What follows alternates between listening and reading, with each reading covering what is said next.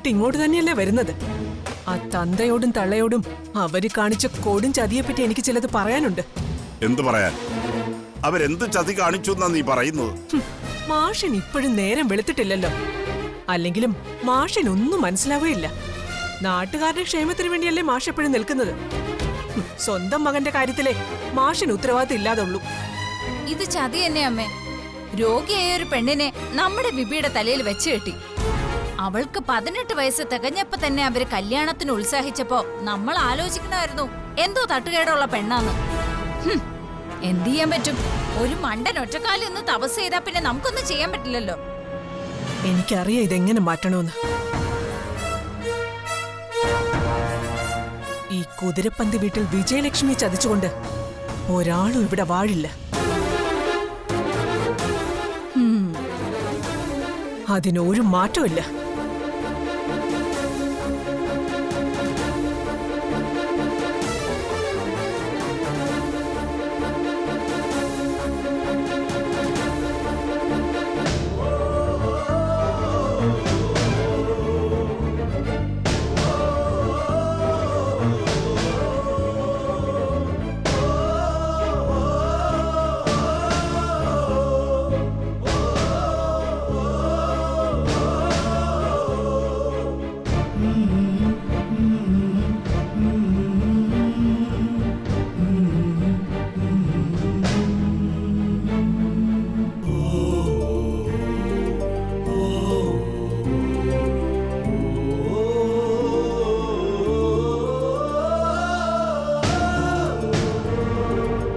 ഇട്ടോളൂ. ഓക്കെ.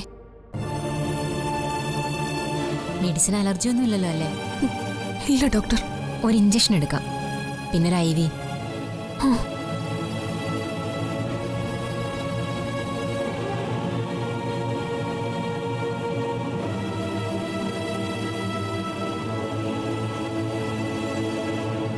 ഒന്നും പേടിക്കാനില്ല. അല്ലെങ്കിൽ തന്നെ ഡോക്ടർ വിപിനോട് ഞാൻ പറഞ്ഞു തരേണ്ടതില്ലല്ലോ.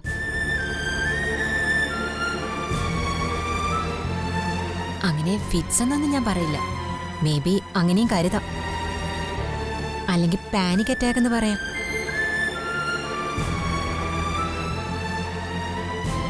ഒരുപാട് ഉത്കണ്ഠയും സമ്മർദ്ദവും ഒക്കെ മനസ്സിൽ സംഭവിക്കുമ്പോൾ ഉണ്ടാകുന്ന ഒരു ബോധക്ഷയാണിത്. ഒന്നും പേടിക്കാനില്ല. വേറെ ഏതെങ്കിലും ഹോസ്പിറ്റലിലേക്ക് മോളെ കൊണ്ടുപോകണോ ഡോക്ടർ? ഇതത്ര സീരിയസ് ആയിട്ട് എടുക്കേണ്ട കാര്യമൊന്നുമില്ല. ഒന്ന് ഉറങ്ങി എഴുന്നേൽക്കുമ്പോഴേക്ക് എല്ലാം ഓക്കെ ആവും. മനസ്സ് മാക്സിമം റിലാക്സ് ചെയ്താൽ മാത്രം മതി.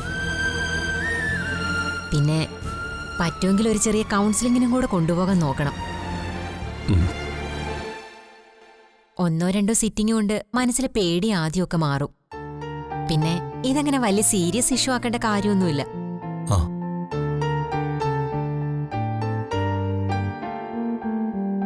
കുഴപ്പമൊന്നുമില്ലെന്നേ, ക്ലിയറായി.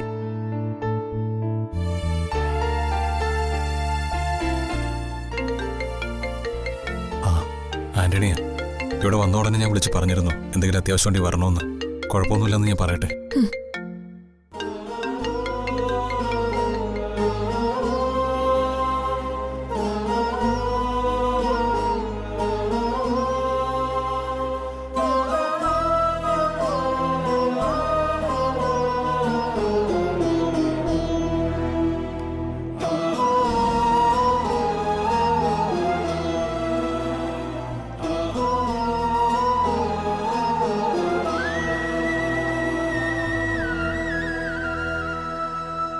ആന്റണി, ഇല്ലില്ല, പേടിച്ചതുപോലെ പ്രശ്നങ്ങളൊന്നുമില്ല. അവള് ആദ്യമായിട്ട് വീട് മാറി നിന്നല്ലേ. ഒരു ചെറിയ തലകറക്കം. BP കുറഞ്ഞാണെന്നാണ് ഡോക്ടർ പറഞ്ഞത്. ഞങ്ങളിപ്പോൾ തന്നെ പോവും. കുതിരപ്പന്തിയിലേക്ക്. വിപിനെ മോളെ അവിടെ ആക്കിയിട്ട് ഞങ്ങൾ ശങ്കരമംഗലത്തേക്ക് തിരിച്ചു പോവും. അവിടെ അമ്മ തനിച്ചല്ലേ ഉള്ളൂ. ഞങ്ങൾ അപ്പുറത്തെ വീട്ടിലെ സീവറിനെയും വൈഫിനെയും അവിടെ ആക്കിയിട്ടാ ഇങ്ങോട്ട് വന്നത്. ശരി ശരി.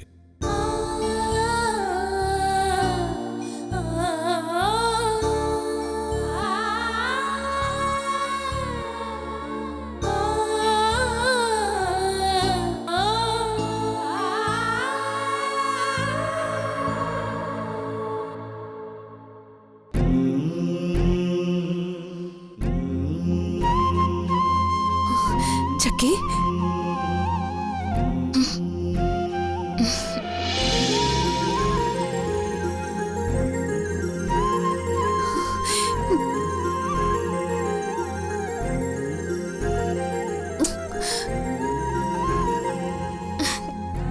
എന്റെ പൊന്നു ചക്കി, എന്താ ഇത്? അമ്മക്കുട്ടിയെ നീ അങ്ങ് പേടിപ്പിച്ചു കളഞ്ഞല്ലോ. എന്തിനാ ചക്കി നീ വിപിനെ എങ്ങനെ വിഷമിപ്പിക്കുന്നെ?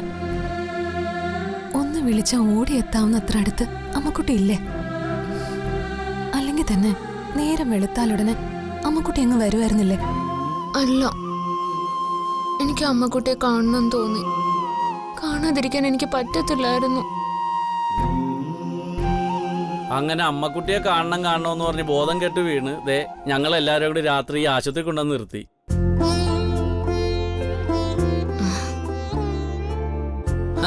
എന്നാൽ അമ്മക്കുട്ടിയും കൊള്ളാം, ചെല്ലക്കുട്ടിയും കൊള്ളാം. ഒരു കുഴപ്പമില്ലാന്ന് ഡോക്ടർ പറഞ്ഞു. അമ്മക്കുട്ടി വരികയും ചെയ്തു. ഇപ്പൊ സമാധാനായില്ലേ?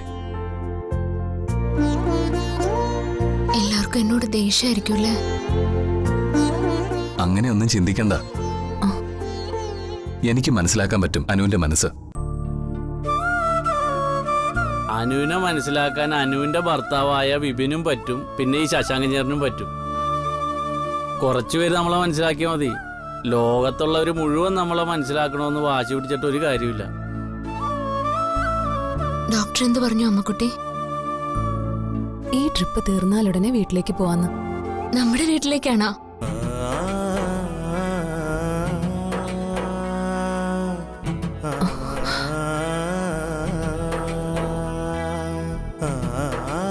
ചക്കി, കഴിഞ്ഞ ദിവസം മോളോട് അമ്മക്കുട്ടി പറഞ്ഞതെന്താ? മോളുടെ വീട് ഇനി കുതിരപ്പന്തി വീടാ. മോളോടുള്ള ഇഷ്ടം കൊണ്ട് സ്വന്തം വീട്ടുകാരോട് വരെ യുദ്ധം ചെയ്തിട്ട് ഈ വിപിൻ നിന്റെ കഴുത്തെ താലി കെട്ടിയത്.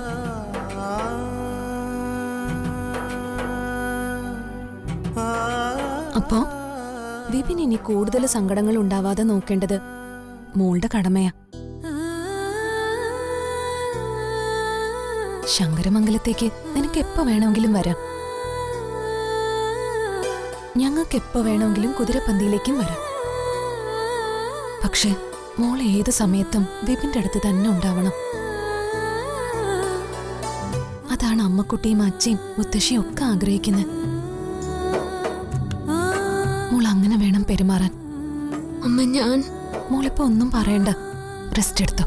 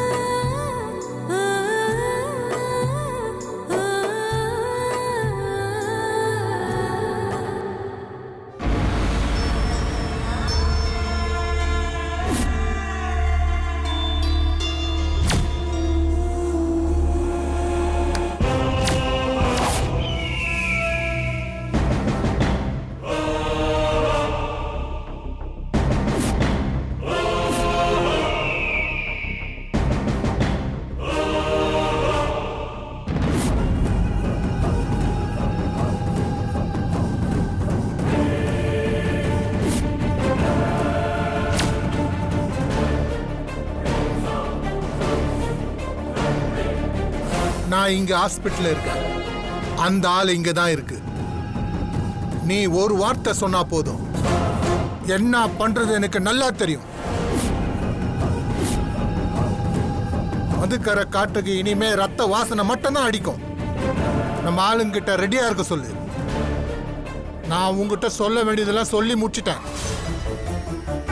இனிமேல் பேச்சு இல்ல, ஒரே அடி, ஆக்ஷன் தான்.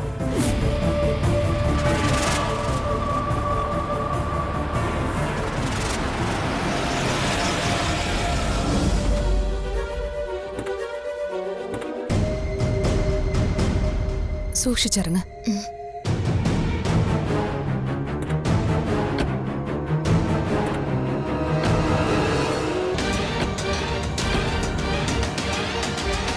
ഓ, ആശുപത്രി വാസം കഴിഞ്ഞ് വന്നിട്ടുണ്ടല്ലോ.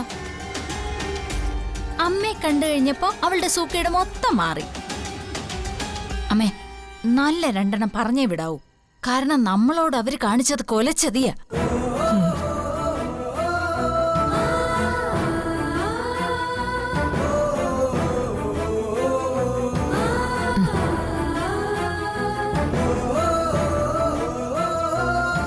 ക്ഷീണമൊക്കെ മാറിയോ മോളെ? പേടിപ്പിച്ചു കളഞ്ഞല്ലോ ഞങ്ങളെയൊക്കെ. വാ,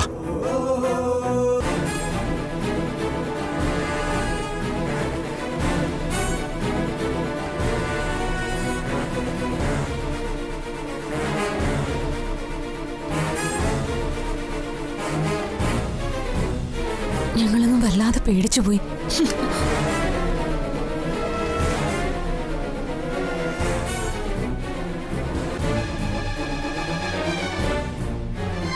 നിങ്ങൾ പേടിച്ചെന്നോ?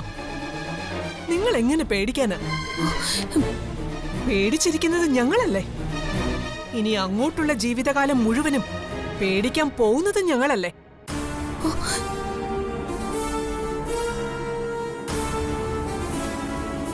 അയ്യോ, എന്താ ഇങ്ങനെയൊക്കെ പറയുന്നത്? എന്താ ഇങ്ങനെയൊക്കെ പറയുന്നതെന്ന് അറിയില്ല അല്ലേ? ലക്ഷ്മി നിർത്ത്. വീട്ടിൽ രണ്ടുപേര് വന്നാണ്ടില്ലേ? പോയി ചായ എന്തെങ്കിലും എടുക്ക്. ചായയൊക്കെ എടുക്കാം, സൽക്കരിക്കുകയും ചെയ്യാം. അതിനു മുൻപ് എനിക്ക് പറയാനുള്ളത് ഞാനൊന്ന് പറഞ്ഞോട്ടെ. അല്ലെങ്കിൽ ഞാനങ്ങ് തീർത്തും വിഡ്ഢിയായി പോവും. ജീവിതത്തിൽ മൊത്തം തോറ്റു നിൽക്കുന്ന ഒരു അമ്മയാ ഞാൻ.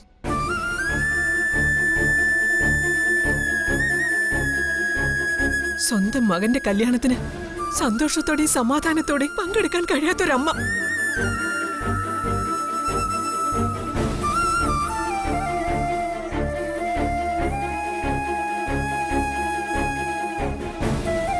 ഒരേ ഒരു മകന്റെ കല്യാണത്തിന് ഒരു പിടി ചോറ് കഴിക്കാൻ കഴിയാതെ പോയൊരമ്മ.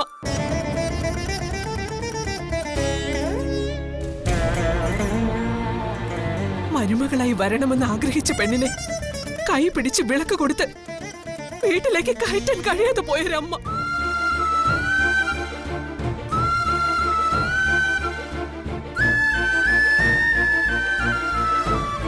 സ്വന്തം മകനെ കല്യാണ മണ്ഡപത്തിൽ പോലീസ് പിടിച്ചോണ്ട് പോകുന്നത് കാണേണ്ടി വന്ന ഭാഗ്യം കിട്ടിയ ഒരു അമ്മയാ ഞാൻ.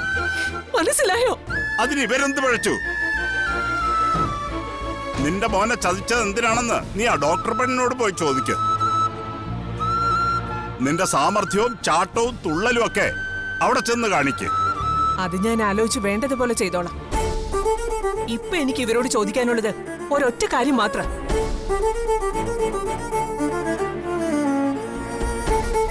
18 വയസ്സ് തികഞ്ഞ ഉടനെ നിങ്ങളുടെ മകളെ കല്യാണം കഴിച്ച് അയച്ചത് എന്തിനാ?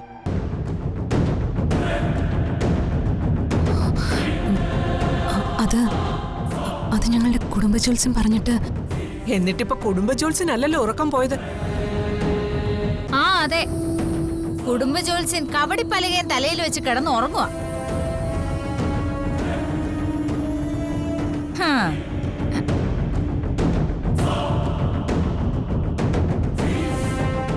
നമ്മളൊക്കെ ജ്യോത്സ്യത്തിൽ വിശ്വസിക്കുന്നവരല്ലേ? ജ്യോത്സ്യം പറഞ്ഞ് അപ്പൊ നല്ലൊരു ആലോചന ഒത്തുവന്നു. രണ്ടു കൂട്ടരും കൂടി ആലോചിച്ച് നടത്തിക്കൊടുത്ത്. അത് തന്നെ. അത് തന്നെ. ഇങ്ങനെ പറഞ്ഞ് നിങ്ങൾക്കൊക്കെ ആശ്വസിക്കാം. ഉറക്കം പോയതേ ജോത്സ്യനോ ശങ്കരമംഗലത്തുകാർക്കോ അല്ല, കുതിരപ്പന്ത് വീട്ടുകാർക്കാ. ഇപ്പൊ ആഴി എരിയുന്നത് എന്റെ നെഞ്ചിനകത്താ.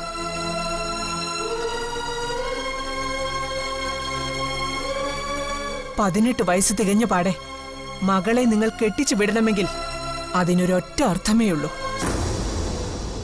നിങ്ങൾക്ക് വേണ്ട അവളെ.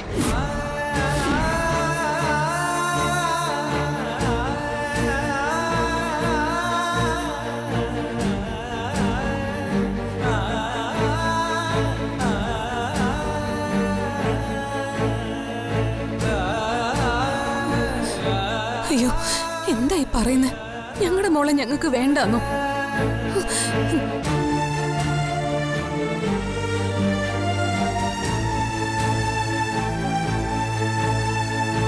ഞങ്ങളുടെ പ്രാണനാ ഇവള്.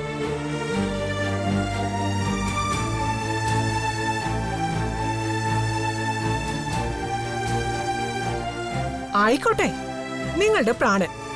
പക്ഷെ ഒരു ചോദ്യം കൂടി.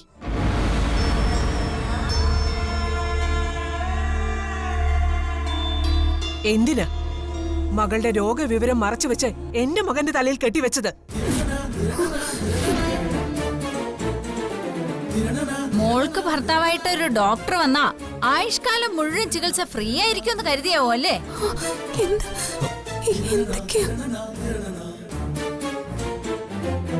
അങ്ങനെയാണെങ്കിൽ നിന്നെ കെട്ടിച്ചൂടേണ്ടത് വല്ല ഊളംപാറക്കായിരിക്കണമല്ലാടി. നിങ്ങളുടെ ഉദ്ദേശം അത് തന്നെയായിരുന്നു.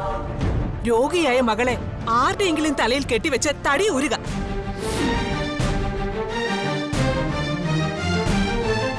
അതുകൊണ്ടാണല്ലോ ചുഴലി ദീനക്കാരിയെ എന്റെ മകന്റെ തലയിൽ കെട്ടിവെച്ചത്. ഒന്ന് നിർത്തമ്മേ.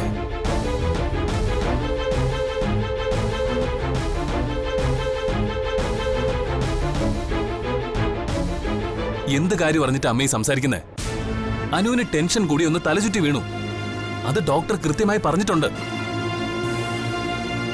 പിന്നെ അമ്മ പറഞ്ഞതുപോലെ ഞാനൊരു ഡോക്ടറാ, എനിക്കും മനസ്സിലാവും കാര്യങ്ങള്. അല്ലെങ്കിൽ തന്നെ ഇപ്പൊ എന്താ, ഇനി അനുവിന് എന്തെങ്കിലും രോഗം ഉണ്ടെങ്കിൽ തന്നെ ഞാനത് സഹിച്ചോളാം. പ്രശ്നം തീർന്നില്ലേ?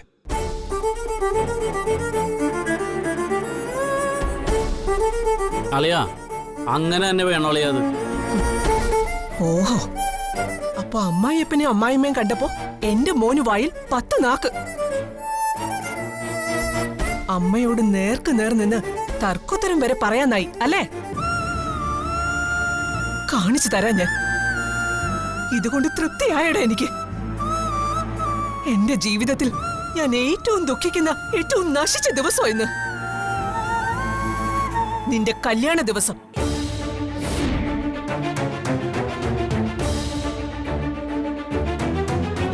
വിജയലക്ഷ്മിയുടെ ഭാഗത്തുനിന്ന് ഇനി ആരും ഒരു സന്ധി സംഭാഷണവും പ്രതീക്ഷിക്കേണ്ട.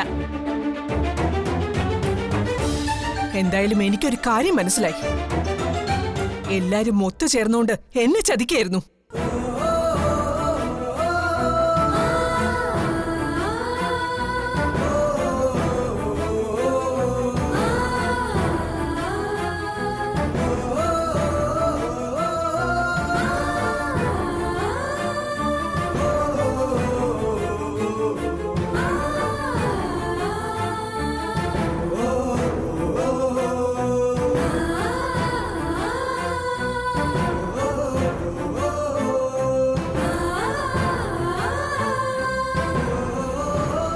നമ്മളായിട്ട് വരുത്തി വെച്ചതല്ല.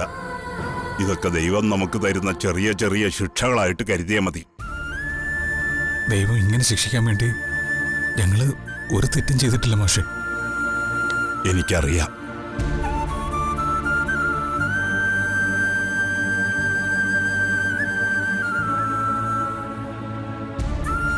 നീ അനുക്കുട്ടിയും കുട്ടി മുറിയിലേക്ക് ചെല്ല്.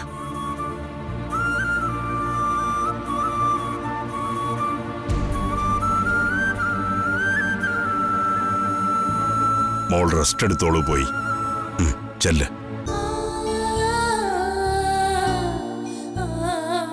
ചെല്ലളിയ.